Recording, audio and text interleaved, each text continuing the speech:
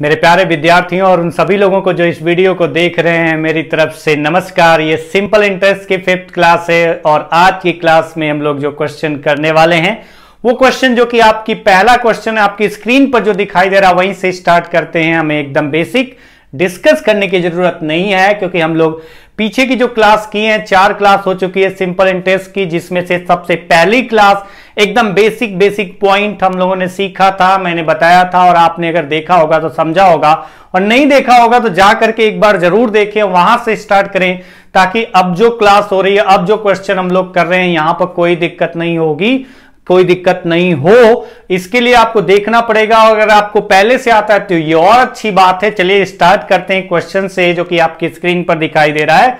यहां से स्टार्ट करते हैं। जो फर्स्ट क्वेश्चन आपको स्क्रीन पर दिखाई दे रहा है क्वेश्चन नंबर 30। क्वेश्चन है 2 equal sums of money are lent at the same time at 8% per annum and 7% per annum simple interest. The farmer is recovered 6 months earlier than the latter and the amount in each case is rupees 2560. The sum and the time for which this sum of money lent out. Question को अगर देखें समझे ध्यान से तो बोला गया है दो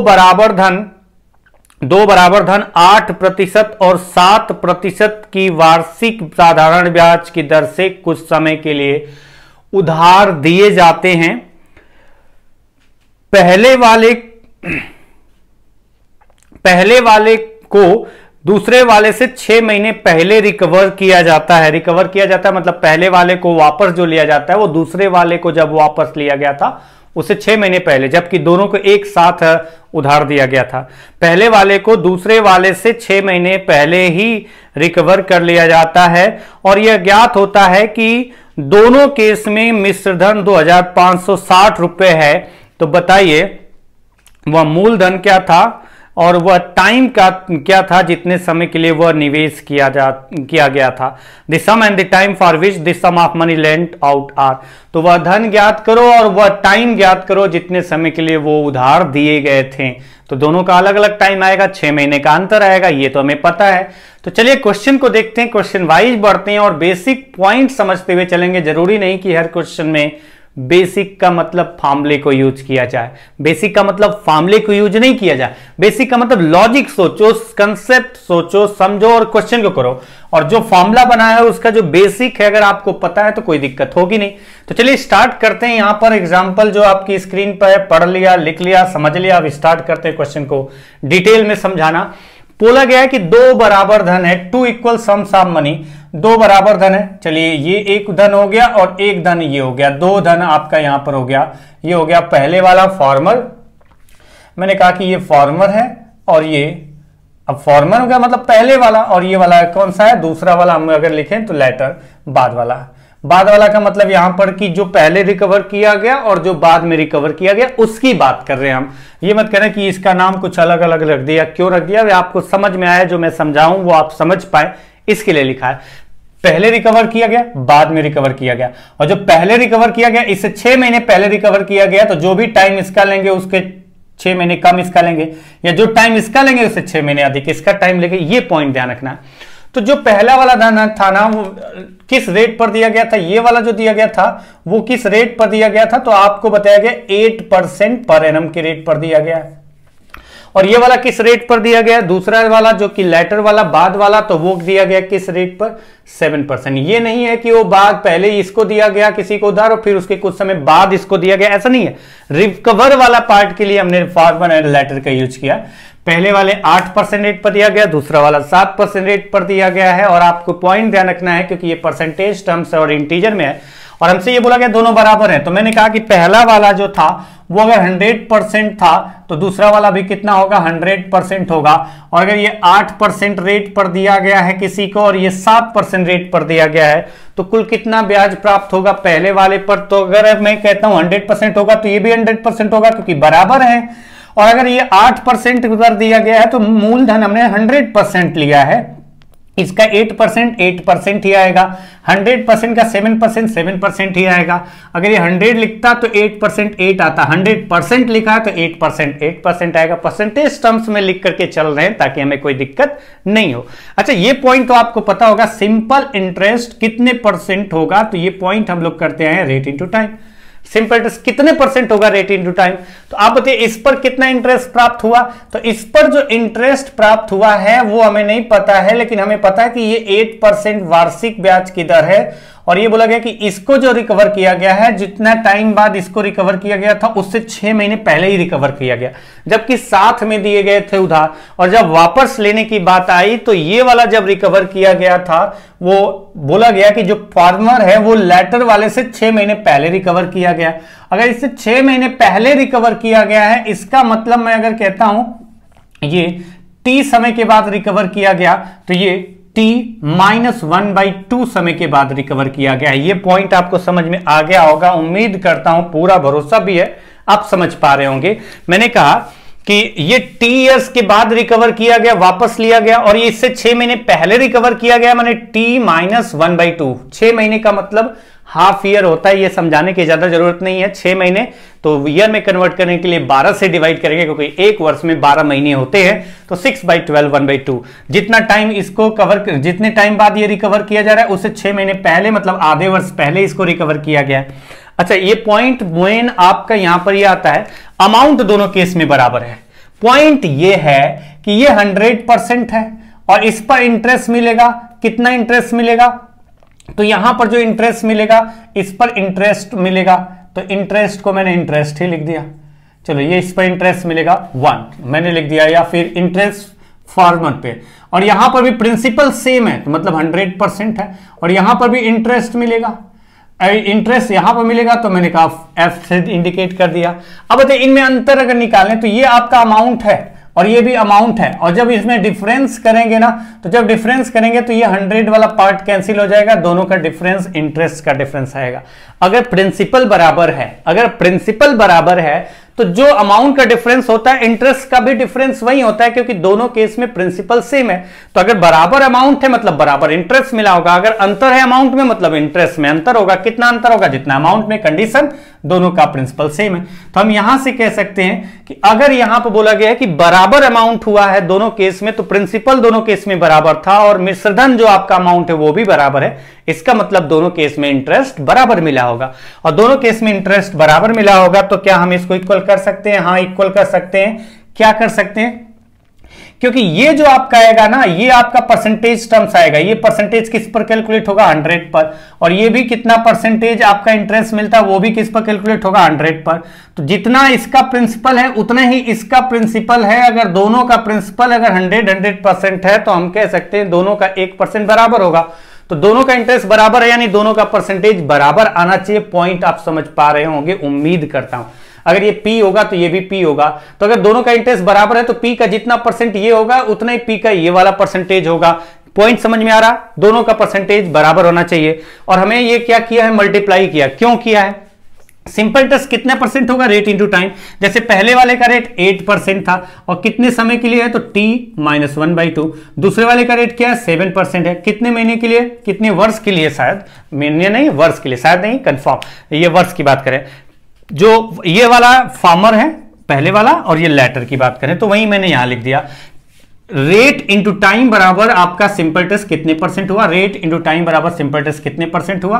क्योंकि ये दोनों परसेंटेज जो कैलकुलेट हो रहा है सेम वैल्यू है, दोनों बराबर वैल्यू है, उस पर कैलकुलेट हो रहा है। अगर इंटरेस्ट बराबर है और सेम वैल्यू पर कैलकुलेट हो रहा है, इसका मतलब जो परसेंटेज कैलकुलेट करें वो भी बराबर होना चाहिए। तो इसलिए मैंने इक्वल का साइन लगाया। तो यहां से आपका आएगा 8T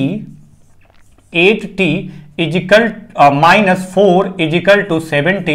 that means T is equal to आ गया 4, यानी 4 इयर्स आपका हो गया। ये कौन सा 4 इयर्स हो गया? लेटर वाला। और उससे पहले वाला कितने इयर्स के लिए होगा? तो T माइनस इसकी जरूरत है नहीं। अब आप यहां पर बता सकते हैं कि इंटरेस्ट कितना मिला, तो आप कह सकते हैं कि 4 इयर्स T की वैल्यू 4 है, तो 7 × 4 28%। इंटरेस्ट कितना मिल रहा है? 28%। पहले केस में कितना इंटरेस्ट मिला? 28%। दूसरे केस में कितना इंटरेस्ट मिला? 28%, क्योंकि दोनों केस में इंटरेस्ट बराबर है, प्रिंसिपल सेम है, इसलिए परसेंटेज भी सेम आएगा। तो अमाउंट कितना होगा, आप कहेंगे कि 100% और प्लस इंटरेस्ट 28%, यानी अमाउंट कितना होगा 128%। अमाउंट कितना होगा, मिश्रधन कितना होगा, तो आप कह पाएंगे 128% मिश्रधन होगा। और अगर 128% मिश्रधन हुआ तो आपको ये मिश्रधन नहीं तो दिया गया है, और मिश्रधन कितना दिया गया है, तो आपको दिया गया है 2560 रुपए। यानी जो आपका मिश्रधन है, अमाउंट है 128% पहले केस से और दूसरे केस, दोनों केस में 128% प्रिंसिपल का जो आएगा वो आपका मिश्रधन होगा, अमाउंट होगा, और वो आपको दिया गया 2560, यानी 128% की वैल्यू 2560 रुपए के बराबर है। दैट मीन्स 1% की वैल्यू कितनी होगी, 2560 divided by 128 is equal to 20 rupees.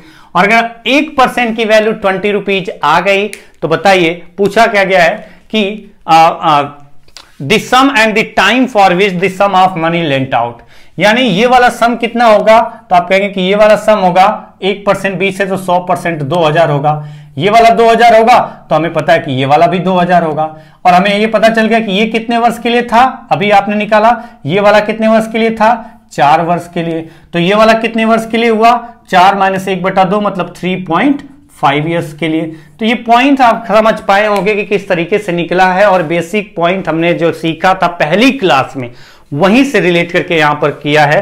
Basic point पहली क्लास में सीखा था और उसका अप्लाई बाकी की जो क्लास हुई है कुल मिलाकर के 4 अब से पहले तक, उन सब में यूज कहीं ना कहीं मिला है। हर एक आपके वीडियो में आपको कहीं ना कहीं आपको क्वेश्चन में मिला है इसका यूज, तो ये पॉइंट ध्यान रखेंगे, कोई दिक्कत नहीं होगी। नेक्स्ट क्वेश्चन पे चलते हैं। अगला क्वेश्चन है, जैसे कि अगला क्वेश्चन आपका है, ये क्वेश्चन आपका है, 2 equal sums are lent at 11% and 8% simple interest per annum respectively at the same time. The first sum is received 1.5 years earlier than the second one, and the amount in each case was rupees 86,400. Each sum was, इसमें time नहीं पूछा है। हिंदी में अगर बात करें, आपको समझ में तो आ गया होगा, पहले क्वेश्चन की तरह ही है, लेकिन फिर भी मैं हिंदी में बात करूं। बोला गया 2 बराबर धन प्रत्येक को, मतलब 2 बराबर धन को क्रमशः 11% और 8% वार्षिक साधारण ब्याज की दर से कुछ समय के लिए उधार दिया जाता है। मतलब कुछ समय के लिए क्या उधार दिया जाता है कि एक ही, सॉरी ये क्वेश्चन पिछले में गलत पड़ा होगा तो मैं बता दूं, कुछ समय के लिए नहीं है। 2 बराबर धन क्रमशः 11% और 8% की वार्षिक साधारण ब्याज की दर से एक ही समय पर उधार दिया जाता है। पहला वाला मतलब पहले वाले की बात करें, द फर्स्ट सम, पहला वाला दूसरे वाले से 1.5 वर्ष पहले ही प्राप्त किया जाता है। मतलब पहला वाला जो मिश्रधन प्राप्त किया गया वो दूसरे वाले मिश्रधन से 1.5 वर्ष पहले ही प्राप्त किया जाता है। और प्रत्येक केस में मिश्रधन 86,400 रुपए है। तो बताइए मूलधन क्या था, वो मूलधन क्या था जो कि दोनों 2 पार्ट में डिवाइड करके 2 लोगों को दिया गया था। तो अब आप देखिए कि इस क्वेश्चन में अगर देखा जाए, कहां गया रफ करने के लिए, श्योर यहां है, श्योर आएगा आंसर। इसी तरीके से अगर आप देखो तो समझ में आएगा आपको कैसे करना है, आप समझ पाए होंगे और इस क्वेश्चन का आंसर भी निकाल पाएंगे। जैसे इस केस में भी आप समझ गए हैं पिछले क्वेश्चन से, तो मैं पूरा डिटेल में एक एक पॉइंट नहीं समझाऊंगा, बस आप समझिए कि दोनों धन बराबर है। तो मैंने कहा पहला भी 100%, दूसरा भी 100%। पहले वाले को किस रेट पर दिया गया है, तो पहले वाले को 11% रेट पर दिया गया है, और दूसरे वाले को किस रेट पर दिया गया है, तो दूसरे वाले को 8% रेट पर उधार दिया गया है। और ये बताया गया है कि दूसरा वाला जब आपका हुआ है, यहां फार्मर एंड लेटर की बात नहीं करेंगे, ये हो गया फर्स्ट और ये हो गया सेकेंड। तो जो पहला वाला रिसीव किया गया, पहला वाला प्राप्त किया गया, जिसको उधार दिया था वो वापस कर रहा है। तो जो पहला वाला वापस कर रहा है वो दूसरा वाला जब वापस किया था उससे 1.5 वर्ष पहले ही पहला वाला वापस किया है। मतलब मैं कहता हूं दूसरा वाला अगर T इयर्स के बाद वापस करता है तो ये 1.5 वर्ष 1.5 ईयर्स पहले ही वापस कर चुका था, यानी ये 1.5 T - 1.5 ईयर्स पर ये वापस कर चुका है। कैसे? क्योंकि साथ में दिया है, तो अगर दोनों साथ में दिए हैं तो साथ में अगर वापस करते तो दोनों का टाइम सेम होता, और साथ में दिए हैं जबकि पहला वाला दूसरा वाला जब वापस कर रहा है उससे 1.5 वर्ष पहले जमा वापस किया है। तो अगर ये T वर्ष बाद जब वापस कर रहा है तो ये T - 1.5 वर्ष के बाद ही वापस कर दिया होगा। और क्योंकि आपको मैंने पहले क्वेश्चन में भी बताया था कि दोनों का अगर अमाउंट बराबर है, कंडीशन कि दोनों का प्रिंसिपल बराबर है, और अगर इसके बावजूद अगर दोनों का प्रिंसिपल बराबर है और अगर मिश्रधन अमाउंट भी बराबर आता है, मतलब इंटरेस्ट बराबर मिला होगा, और ये केस इस केस में एप्लीकेबल है क्योंकि दोनों केस में अमाउंट बराबर है, टू इक्वल सम्स, और दोनों केस में अमाउंट बराबर है, मतलब दोनों केस में इंटरेस्ट भी बराबर होगा। रेट इंटू टाइम कितना परसेंट इंटरेस्ट मिला, रेट इंटू टाइम कितना परसेंट इंटरेस्ट मिला। ये क्यों कर रहा हूं, पिछले क्वेश्चन में कई बार एक ही पॉइंट को समझाया है, समझ पाए होंगे। यहां से अगर कैलकुलेट करें तो कहेंगे कि 11t और ये 8t है और ये 11t है, अगर ये इधर आएगा तो कितना बचेगा, तो आप मल्टीप्लाई कर लेते, नहीं तो कंफ्यूजन ना हो जाए आपको। 11% ऑफ t यानी 11t, अगर यहां देखें तो 11% ऑफ t यानी 11t माइनस, अगर माइनस करें तो ये आ जाएगा पॉइंट, परसेंटेज का साइन कैंसिल हो जाएगा बाद में, इसलिए मैं लिख ही नहीं रहा हूं क्योंकि परसेंटेज कैंसिल। 11t इंटू यहां पर मल्टीप्लाई करते हैं तो कितना आता है, पॉइंट में आ रहा है क्या, कुछ ऐसा लग रहा है कि पॉइंट में आ रहा है। 11% एंड 8% रिसीव 1.5 ईयर्स अर्लियर, जो भी आ रहा है देखते हैं। 11t और इधर कितना आएगा, तो आप कहेंगे पहले तो इधर भी मल्टीप्लाई कर लेते हैं, 11 इंटू 1.5, 11 इंटू 1.5, ये ऐसे लिख लेते हैं, इजिकल टू 8t, यानी अगर इसको इधर लाए तो 3t इजिकल टू, ये उधर जाएगा प्लस हो जाएगा 11 इंटू 1.5, यानी t बराबर आपका आ जाएगा, अगर इससे डिवाइड करें तो t से 0.5 जाएगा, यानी अगर आप देखें t से 0.5, 3 से 0.5 जाएगा, t is equal to 5.5 years, 5.5 years. कहां 5.5 रखना बेहतर लग रहा है, तो आप समझ पाएंगे कि इसमें अच्छा लग रहेगा, किसमें आसान हो जाएगा कैलकुलेशन। अगर मैं यहां पर 5.5 रखता हूं तो ये कितना आ जाएगा, 5.5 मतलब ये आ जाएगा 0.5 कैंसिल 4, अगर ये 4 आएगा, पूरी वैल्यू अगर हम देखें कि 4 आएगा तो 11 इंटू 4 कितना इंटरेस्ट हुआ, तो आप कहेंगे कि 44% इंटरेस्ट हुआ। और अगर इंटरेस्ट 44% हुआ, प्रिंसिपल 100% है, तो यहां पर भी इंटरेस्ट 44% ही होगा। अगर आप देखें तो यहां पर भी इंटरेस्ट 44% ही होगा और प्रिंसिपल 100% ही होगा, तो दोनों केस में इंटरेस्ट बराबर है, दोनों केस में अमाउंट भी बराबर आएगा क्योंकि दिया है, क्योंकि प्रिंसिपल अमाउंट बराबर है तो परसेंटेज में भी सब बराबर होगा, तो अमाउंट बराबर आ जाएगा। इन दोनों को सम किया, प्रिंसिपल प्लस इंटरेस्ट 144%, जो कि अमाउंट आएगा वो दिया गया था 86400, यानी 1% की वैल्यू आएगी 86,400 डिवाइडेड बाई 144, डिवाइड करते हैं तो कितनी बार जाएगा, 6 टाइम गया है, मतलब 600 रुपए, तो 14 6 जा 84 और 84, ठीक है, 600 रुपए, 1% बराबर 600 रुपए। तो बताइए प्रत्येक मूलधन क्या था, तो प्रत्येक मूलधन 1% इतना है, तो 100% तो निकाल ही सकते हैं ना आप, हाँ निकाल सकते हैं, क्योंकि आपको पता है कि 100% इतना है, 1% 600 है, तो 100% इंटू 600 किया तो आंसर आ जाएगा 60,000 रुपीज।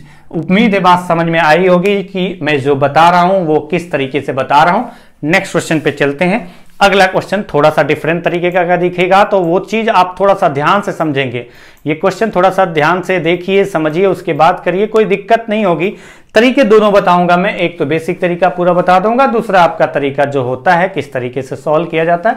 बट आप पहले आप बेसिक को समझ लेंगे तो अच्छा रहेगा, नहीं बेसिक को समझना चाहते तो उसकी व्यवस्था तो है ही। क्वेश्चन क्या है, A person has invested some amount for a specific period of time. If the rate of simple interest is 15% per annum, then amount becomes rupees 44,000. If the rate of simple interest at 6% per annum, then amount becomes rupees 22,400. Find the sum. Find the sum. अच्छा, मूलधन ज्ञात करना है। तरीके बहुत सारे हो सकते हैं। अब तरीके बहुत सारे हो सकते हैं तो कौन कौन से तरीके हो सकते हैं, तो मैं तो केवल 2 की बात करूंगा। एक तो एकदम बेसिक का कंसेप्ट जो फॉर्मूला बेस होता है वो एक बार आपको बता दूंगा ताकि आप समझ जाएं, और उसके बाद क्या शॉर्टकट चल सकता है, क्या लॉजिक लगाया जा सकता है, वो पॉइंट मैं आपको बताऊंगा, वो आप समझेंगे। और वो अगर आप समझ जाएंगे तो बहुत आसान हो जाएगा क्वेश्चन। अगर हिंदी में बात करें क्वेश्चन को तो बोला गया है एक आदमी एक निश्चित धनराशि कुछ निश्चित समय के लिए, एक आदमी एक निश्चित धनराशि कुछ निश्चित समय के लिए निवेश करता है। अगर ब्याज की दर 15% वार्षिक हो तो मिश्रधन 44,000 रुपये हो जाता है, और अगर ब्याज की दर 6% वार्षिक है तो मिश्रधन 22,400 रुपये हो जाता है। तो बताइए वो निश्चित राशि क्या थी, वो मूलधन क्या था।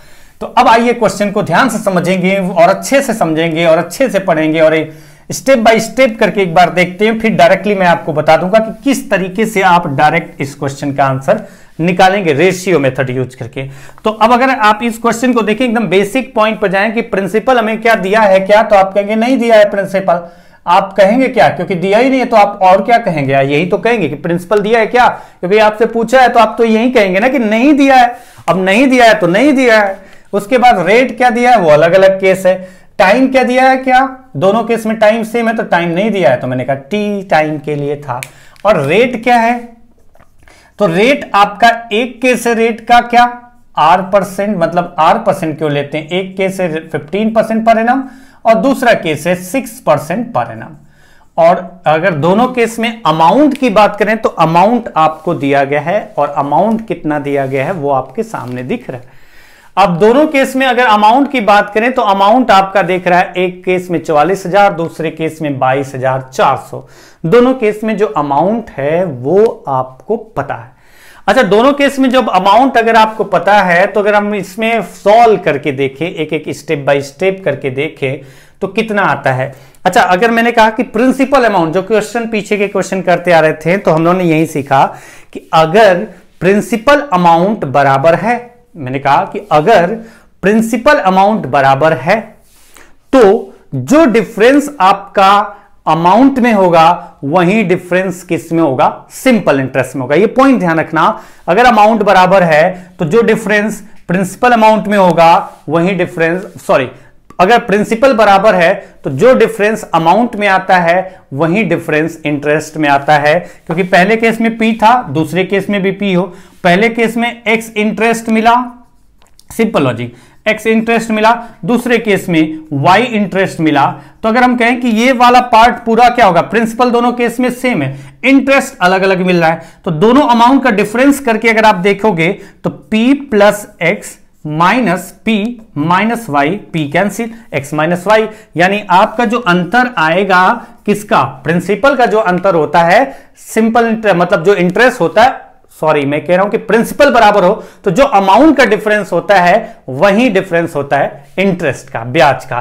तो यहां पर अगर आप ये पॉइंट समझ पाए होंगे तो आप सीधा सा लगाएंगे कि प्रिंसिपल P टाइम T 15 वर्ष के लिए दिया, principal P time T 6 years के लिए दिया, तो दोनों का अंतर बराबर आना चाहिए, या दोनों का अंतर बराबर आना चाहिए, या जो भी आप समझे। अगर एक तरह से लिखें तो इसको पूरा भी लिख सकते हैं और पूरा ना लिखें तो आप डिफरेंस के पार्ट पर अगर पॉसिबल है कि हो जाता है तो वो अलग केस है, अगर नहीं होता है तो हम लोग अमाउंट के अकॉर्डिंग सोचेंगे, दो इक्वेशन बनाएंगे। जैसे यहां पर देखें तो यहां पर जो आएगा P इंटू 15 इंटू T, और यहां पर आएगा अपन 100 भी आएगा, और दूसरे केस में आएगा, लेकिन इसमें तो आपका दो इक्वेशन नहीं बन पाएगा, तो इसके लिए हम अमाउंट की देखते हैं। पहले केस में आपका अमाउंट कितना होगा, तो हम लिखेंगे P प्लस यहां पर आएगा P इंटू 15 इंटू, पहले केस में 15 है ना, हाँ 15 इंटू T बाई 100। मैं पूरा लिख रहा हूं, एक एक स्टेप लिख रहा हूं, आप समझना, क्योंकि आगे के जो दो क्वेश्चन होंगे वहां पर टाइम निकालने की बात आएगी तो मैं डायरेक्टली यही वाला मेथड यूज करूंगा जो लिख रहा हूं, लेकिन ये पूरा लिखने की जगह डायरेक्टली कर सकते हैं। बराबर आपका कितना आएगा, तो बराबर लिख सकते हैं 44,000 इज इक्वल टू 44,000। दूसरा क्या केस है, तो दूसरे केस में आप लिखेंगे P plus principal amount plus interest, उसी प्रिंसिपल पर रेट है 6, टाइम वही है और अपान 100। देखिए प्रिंसिपल वही है, टाइम वही है, सिर्फ रेट पहले के कंपेयर में अलग है तो अमाउंट बदल गया। तो प्रिंसिपल दोनों केस में सेम है, दोनों केस में प्रिंसिपल क्या है, सेम है, और दोनों केस में प्रिंसिपल सेम है, तो डिफरेंस आपका देखिए ये 22,400 आ रहा है। तो अगर हम डिफरेंस निकालें अमाउंट का, तो अमाउंट का डिफरेंस बराबर, अगर इधर डिफरेंस निकालें तो प्रिंसिपल कैंसिल हो जाएगा, जो इंटरेस्ट का डिफरेंस होगा वो उतना ही होगा जितना कि आपका अमाउंट का डिफरेंस होगा। कंडीशन दोनों केस में प्रिंसिपल सेम होना चाहिए। तो जो मैं बोल रहा था बार बार, मैंने यहां पर भी बोल दिया, तो लास्ट के दो क्वेश्चन के लिए भी आप समझ पाए होंगे। इससे फिलहाल यहां पर जरूरत नहीं थी क्योंकि यहां पर दो वेरिएबल्स आ रहे हैं तो नहीं हो पा रहा है, तो इसलिए इसको इस तरीके से पहले समझ लेते हैं। अच्छा, अगर इस केस में अगर आप देखें, ध्यान से समझें तो एक पॉइंट समझ में आएगा। वो समझ में क्या आ रहा है कि P अगर कॉमन ले लिया जाए यहां पर, तो यहां पर अगर P कॉमन लिया जाए, वैसे ये तो आएगा 100P प्लस 15PT, तो ये आपका अगर हम देखें तो यहां पर अगर हम P कॉमन ले लेते हैं तो क्या बचता है, पॉइंट समझना, P कॉमन हो गया तो यहां एक बचा, तो 100 इंटू 100, अगर आप इसको सॉल्व करें तो 100 प्लस 15t अपन 100 आएगा, लेकिन इसके नीचे भी 100 है। मैं क्या कर रहा हूं कि पहले इक्वेशन और दूसरे इक्वेशन को डिवाइड कर रहा हूं, पहले इक्वेशन और दूसरे इक्वेशन को डिवाइड कर रहा हूं, तो डिवाइड करके देखते हैं। 15 इंटू टी, और दूसरे केस में आएगा P कॉमन ले लिया, यहां पर आएगा 100 प्लस 60 इजिकल टू, अगर हम यहां देखें कि हम डिवाइड कर रहे हैं पहले इक्वेशन को दूसरे इक्वेशन से, तो ये 0 और 0 2 कैंसिल, 3 0 कैंसिल हो जाएगा। क्या ये मैंने गलत लिखा है कि 22,400 है, 22,000 ये 400 है, 22,400 है, तो 2 0 तो कैंसिल हो गया। यानी अगर हम लिखें तो 44,000 डिवाइडेड बाई 22,400, पहले बेसिक को समझ लेते हैं, डायरेक्टली कर लेंगे, अच्छी बात है करने आता है तो 2 0 कैंसिल, यानी आपका आ गया कितना, 8 से डिवाइड करा 8 5 जा 40, 8 5 जा 40, और 8 से डिवाइड किया 8 2 जा 16, 8 8 जा 64, और डिवाइड नहीं हो रहा है तो रहने देते हैं, तो हमने यहां लिख दिया 55/28। अच्छा, अगर यहां से आगे बढ़ते हैं, और अगर यहां से आगे बढ़ते हैं तो क्या रिजल्ट निकल के आता है, क्योंकि हमें पता है यहां पर P से P कैंसिल हो जाएगा, क्या, हाँ P से P कैंसिल हो गया, और P से P कैंसिल हो गया तो 100 plus 15P upon 100 plus 60, cross multiply करते हैं, क्रॉस मल्टीप्लाई करेंगे, और जब क्रॉस मल्टीप्लाई करेंगे तो रिजल्ट आएगा क्या, वो मैं बता रहा हूं। तो यहां से T मैं डायरेक्टली लिख रहा हूं, आप क्रॉस मल्टीप्लाई करना, मैं T डायरेक्टली लिख रहा हूं, इधर 100 इंटू 28 और इधर 100 इंटू 55, तो 100 इंटू 55 5500, 100 इंटू 28 2800, अंतर कितना आएगा, तो आप कहेंगे कि 25 26 27 2700 अंतर आएगा। हाँ देखो 28 इंटू 100 2800, 100 इंटू 55 कितना हुआ, तो ये हो गया 5500 एंड 2800 में अगर डिफरेंस निकालते हैं तो 28 प्लस 2 30 और 30 प्लस 25 55 होता है, तो हम कहेंगे कि 2700 आएगा। अब 2700 आ गया डिफरेंस, और इसका डिफरेंस कितना आएगा, 15 इंटू 28, पहले तो ये देख लेते हैं, 6 इंटू 55 कितना हुआ, तो ये आ गया 330, और ये 15 इंटू 28 कितना हुआ 420, यानी 420 ये आ रहा है और ये आ रहा है 330, अंतर कितना आ रहा है, तो आप देखिए कि 90 आ रहा है क्या, हाँ 90 आ रहा है, 90 से डिवाइड कर दिया तो ये आ गया कितना 30 इयर्स, तो टाइम आ गया 30 वर्ष, टाइम तो आ गया 30 वर्ष। मैं एकदम बेसिक पे जा रहा हूं, और अगर आप देखें कि डायरेक्टली करना है कैसे, तो वो मैं अभी आपको बता दूंगा। टाइम आ गया कितना 30 वर्ष। अच्छा, अगर 30 वर्ष टाइम आ गया, अगर 30 वर्ष टाइम आ गया तो यहां पर आप क्या कर सकते हैं कि 30 वर्ष टाइम है, ये भी 30 वर्ष, ये भी 30 वर्ष, तो ये अगर 30 वर्ष के लिए दिया जाता है, 30 इयर्स के लिए दिया जाता है, 30 इयर्स के लिए अगर देखें 30 वर्ष के लिए, कुछ गलत तो नहीं कर रहा हूं, एक बार देख लेता हूं मैं अच्छे से, ठीक है, 30 वर्ष के लिए दिया जाता है तो इंटरेस्ट कितना होगा, 15 गुणे 30 बराबर, यहां पर भी रख सकते हैं, आपकी जिम्मेदारी है, 30 रखो, आपका आ जाएगा आंसर, वो अलग केस है, या फिर यहां पर रख लेना, चाहे वहां पर रख लेना। तो मैंने कहा 30 वर्ष में कितना होगा 450%, पहले एकदम बेसिक पर जा रहा था मैं, तो बेसिक के अकॉर्डिंग बता रहा हूं, 450% इंटरेस्ट मिलेगा पहले केस में, तो पहले केस में अगर 450% इंटरेस्ट मिलेगा तो इसे हम कहेंगे 100% है, तो कुल कितना हुआ 550% बराबर 550% बराबर कितना है 44,000 रुपए, 44,000 रुपए, यानी 1% की वैल्यू कितनी आएगी, तो 1% is equal to 4400 divided by 55, 11 4 जा 11 5 जा, यानी 5 से डिवाइड किया 80, तो 100% कितना आएगा, तो आप कहेंगे कि कितना हो जाएगा 8,000 रुपए। देखिए अब जो भी तरीका है, जैसे भी तरीका है, मैंने तो पहले एकदम बेसिक पॉइंट बताने की कोशिश की है, मैंने एकदम बेसिक पॉइंट बताया है ताकि आपको एकदम सिंपल सा जो पॉइंट्स है वो सब समझ में आए। अच्छा, इसका शॉर्टकट देखते हैं। अब शॉर्टकट क्या निकल करके आएगा वो आप समझना, और वो पॉइंट समझेंगे तो कोई दिक्कत नहीं होगी। दिक्कत कहां पर होती है, क्यों होती है, वो आप समझना। मैंने अभी थोड़ी देर पहले बताया था आपको कि अगर प्रिंसिपल बराबर है, अगर प्रिंसिपल बराबर है तो अमाउंट का जो डिफरेंस होगा हम यहां लिख सकते हैं, अगर if sum is equal then, मतलब मूलधन बराबर अगर है, then amount difference is equal to interest difference. ये पॉइंट आपको ध्यान रखना है कि अगर सम बराबर है, अगर मूलधन बराबर है, दो केस दिए जाएं, दो केस हैं इन टू केस में टू केस है, दो केस है, अगर दोनों केस में मूलधन बराबर है, अगर मूलधन बराबर है तो अगर मूलधन बराबर है तो जो अमाउंट का डिफरेंस होगा, मिश्रधन का अंतर होगा, वही अंतर किसका होगा, ब्याज का अंतर होगा। ये पॉइंट आप समझिए और ध्यान रहेगा तो कोई दिक्कत नहीं होगी। अब देखिए पॉइंट यहां पर यह है कि प्रिंसिपल अमाउंट दोनों केस में सेम है। अब अगर प्रिंसिपल अमाउंट दोनों केस में सेम है, एक केस में रेट ऑफ इंटरेस्ट है 15% और दूसरे केस में रेट ऑफ इंटरेस्ट है 6%, दूसरे केस में रेट ऑफ इंटरेस्ट है 6%। पॉइंट ध्यान रखना, दोनों केस में प्रिंसिपल सेम है, तो जिस प्रिंसिपल पर 15% रेट आपका निकाला जाता है, इंटरेस्ट निकाला जाता है हर वर्ष, उसी प्रिंसिपल पर अगर 6% इंटरेस्ट निकाला जाता है हर वर्ष, तो उसमें कुछ कंडीशन दी गई है।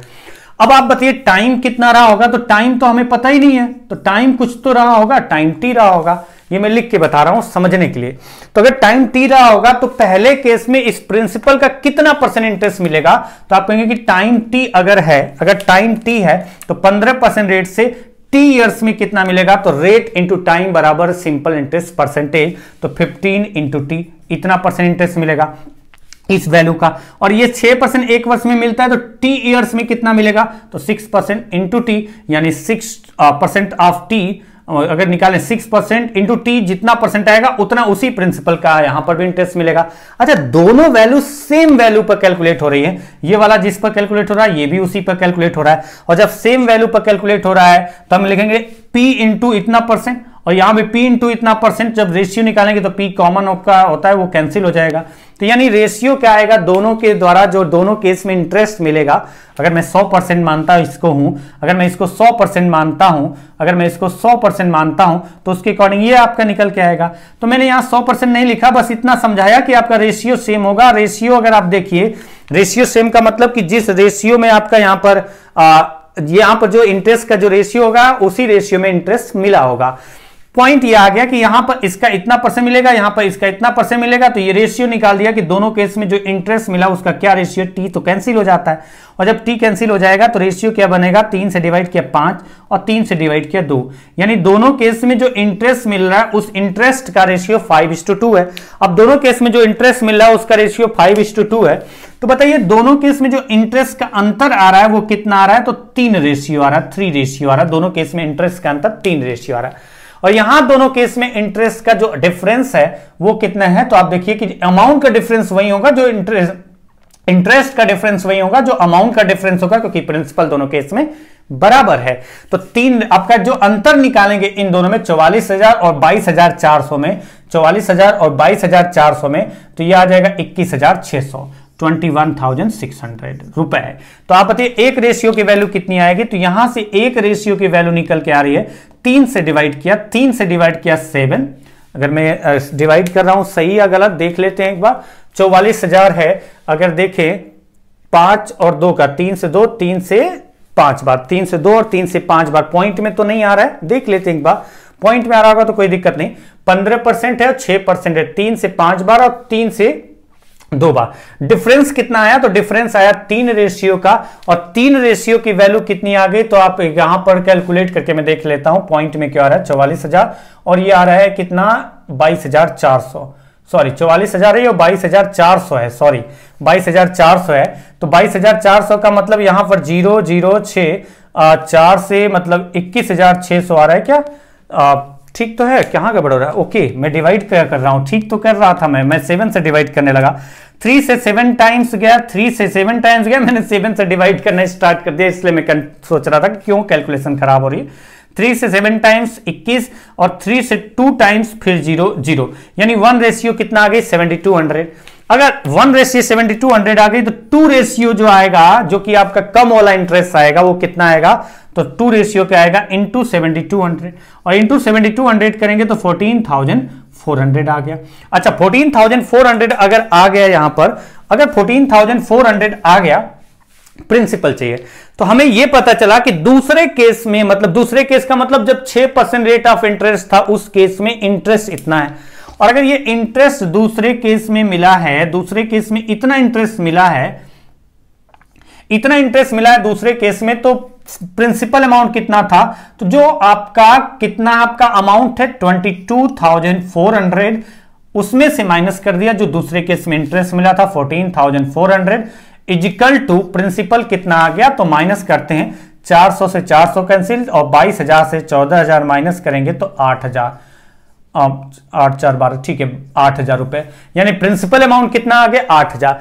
थोड़ा सा लॉजिकल सोचे ना तो ये सब बेकार की चीजें करने की जरूरत नहीं होती है, हर क्वेश्चन में फॉर्मूले की जरूरत नहीं होती, इस तरीके से आप करें तो आपके लिए आसान होगा और यही तरीका आपको अप्लाई करना चाहिए। अगर प्रिंसिपल बराबर है तो उसका फायदा तो उठाना ही चाहिए, और अगर प्रिंसिपल बराबर नहीं होगा तो फिर देखा जाएगा जिस हिसाब से क्वेश्चन होगा जो कि आपके एग्जाम में आते हैं, अगर मिलेगा तो हम कराएंगे वहां पर, आपका वहां पर क्या यहां पर जो आप देख रहे हैं वीडियो, इन्हीं सारी वीडियो में कहीं ना कहीं मैं करा दूंगा। चलिए नेक्स्ट क्वेश्चन पे चलते हैं। अगला क्वेश्चन है, ये तो रहा क्वेश्चन आपकी आज की क्लास का तीसरा, और ये चौथा क्वेश्चन मैंने बेसिक वो बताया जो कभी कभी उसका फायदा उठाते हैं, और कैसे फायदा उठाएंगे आप समझिए, इस फायदा कैसे उठेगा पॉइंट आपको समझ में आना चाहिए।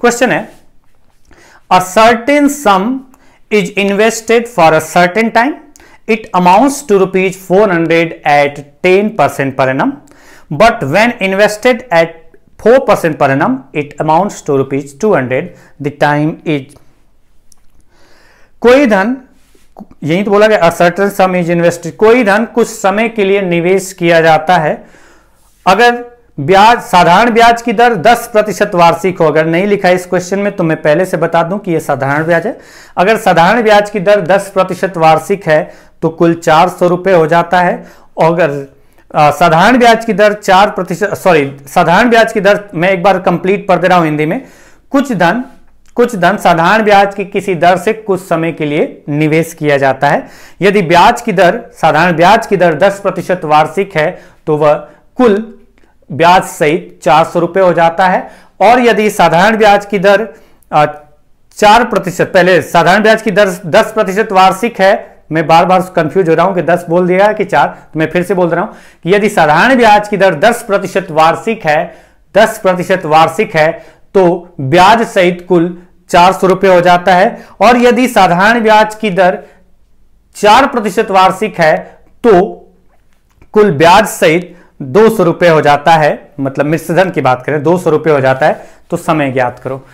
तो चलिए यहां पर आते हैं, यहां पर तो प्रिंसिपल नहीं पता करना है ना, अगर प्रिंसिपल पता करना होता तो उसके अकॉर्डिंग हम तुरंत सोच लेते, लेकिन हमें प्रिंसिपल नहीं पता करना है, हमें पता क्या करना है, हमें टाइम पता करना है। अच्छा, अगर टाइम पता करना है तो पहले प्रिंसिपल पता करो, फिर उसके अकॉर्डिंग इंटरेस्ट निकालो, फिर उसके बाद आप चेक करो और उसके अकॉर्डिंग पता करो, लेकिन मैं तो कहूंगा कि इसके लिए आपका बेसिक पॉइंट ही क्लियर है। अच्छा, इसके लिए सीधा सीधा अगर आप चाहो तो कर सकते हैं 100% प्रिंसिपल, सिंपल। मैं डायरेक्टली की बात कर रहा हूं, अगर आप डायरेक्टली करना चाहते हैं तो आप ऐसे तो लिख सकते हैं। देखिए मैं इस क्वेश्चन को डायरेक्टली करता हूं, पूरा फॉर्मूले पे जाता ही नहीं हूं, मैंने कहा परसेंटेज के अकॉर्डिंग ही करते हैं। पहले केस में टाइम अगर निकालना है तो मैं परसेंटेज के अकॉर्डिंग ही चल रहा हूं। पहले केस में अमाउंट हो गया 400, तो हमने कहा कि प्रिंसिपल कितना था, तो प्रिंसिपल हमने मान लिया कि सम जो था वो प्रिंसिपल जो था, मूलधन जो था वो कितना था 100% मान लिया हमने। मूलधन अगर 100% मान लिया, अब आगे आइए, अगर मूलधन मैंने 100% माना और रेट ऑफ इंटरेस्ट है 10%, टाइम तो कुछ होगा, हमें नहीं पता टाइम बराबर, हमने कहा कि टी टाइम के लिए। तो पहले तो आपका पता है कि मूलधन 100% है, तो 100% आपका मूलधन हो गया, आपका परसेंटेज टर्म्स में 100% आपका प्रिंसिपल अमाउंट हो गया। अब अगर प्रिंसिपल अमाउंट 100% है, रेट ऑफ इंटरेस्ट पहले केस में कितना है 10%, तो अगर एक वर्ष के लिए होता तो 100% प्लस 10% आपका टोटल अमाउंट हो जाता। लेकिन आपको पता है कि ये एक वर्ष की बात की गई है या नहीं की गई है, ये पता नहीं, आपको टाइम तो पूछा है, तो मैंने कहा टाइम टी ईयर्स के लिए, एक वर्ष में 10% मिलता है तो टी ईयर्स में कितना मिलेगा 10% ऑफ टी। इतना आपका पहले केस में क्या हुआ, पहले केस में ये अमाउंट हो गया। दूसरे केस में अमाउंट कितना हुआ, तो आप कहेंगे कि दूसरे केस में आपका अमाउंट होगा 100%, तो प्रिंसिपल वही है, और प्लस रेट ऑफ इंटरेस्ट है 4%, लेकिन ये एक वर्ष में 4% इसका मिलेगा, लेकिन आपका टी टाइम में कितना मिलेगा अगर निकालना है तो आप लिखेंगे 4% हर वर्ष के हिसाब से, टी ईयर्स में 4% ऑफ टी, 4% इंटू टी, ये अमाउंट दूसरा केस में हो गया। और दोनों केस में अमाउंट जो है ना 400 और 200, मतलब हम लिख सकते हैं इसको 2/1, इसको 2/1 लिख सकते हैं इसको हटा करके, और 2/1 लिखा तो बस क्वेश्चन हो गया कंप्लीट सॉल्व। तो t बराबर कितना आएगा, तो t इज इक्वल टू, इसको हम कैंसिल कर लेते हैं, इसको अगर कैंसिल कर लेंगे तो ये तो रेशियो ही, तो क्रॉस मल्टीप्लीकेशन करेंगे, और क्रॉस मल्टीप्लीकेशन करेंगे तो आप देखिए कैसे आएगा, 1 का मल्टीप्लाई 100 से और 100 का मल्टीप्लाई 2 से, इधर आएगा 200 और इधर आएगा 100, इधर आएगा 200, इधर आएगा 100, तो डिफरेंस कितना आया, डिफरेंस आएगा 200 माइनस 100 बराबर 100। आप पूरा लिखिए या डायरेक्टली लिखिए, 2 इंटू 100 200, 1 इंटू 100 100, तो ये आपका आ गया, परसेंटेज का साइन कैंसिल हो गया कॉमन लेकर के, उसका टेंशन लेने की जरूरत नहीं है। तो ये 200 आ गया और ये 100 आ गया, डिफरेंस 100 आ गया।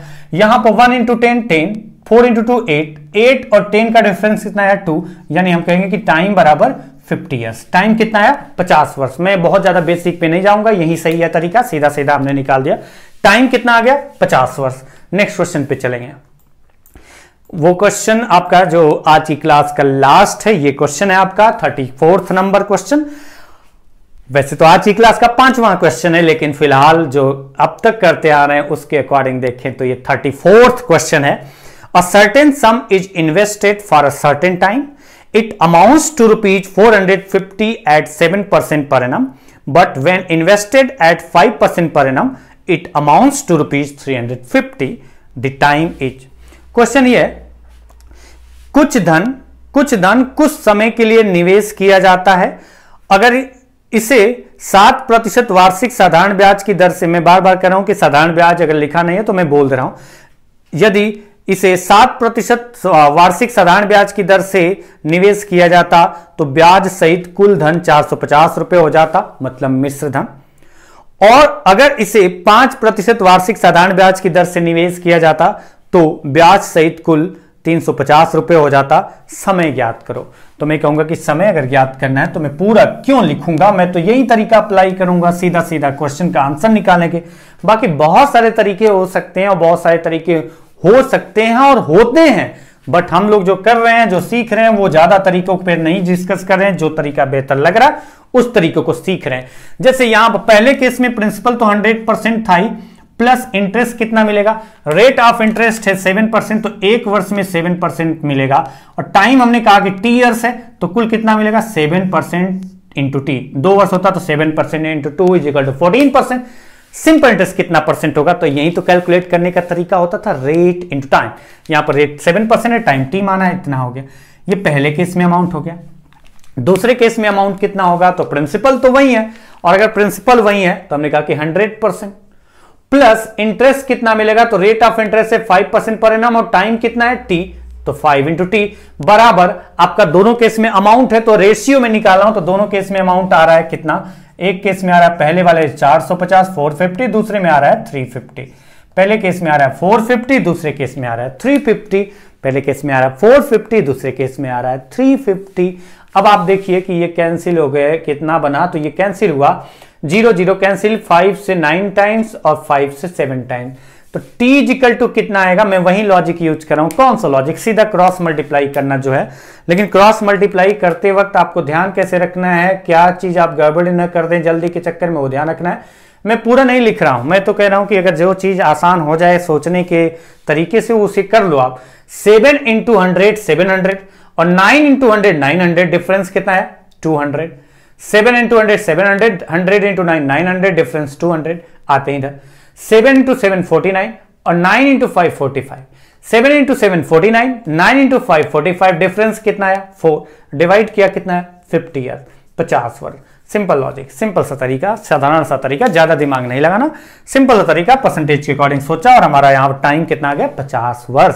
फिलहाल फिर से मैं यही बोलना चाहूंगा, हर क्लास में बोलता हूं कि ये आज के क्लास यही समाप्त करते हैं। मिलेंगे अगली क्लास में, तब तक के लिए नमस्कार।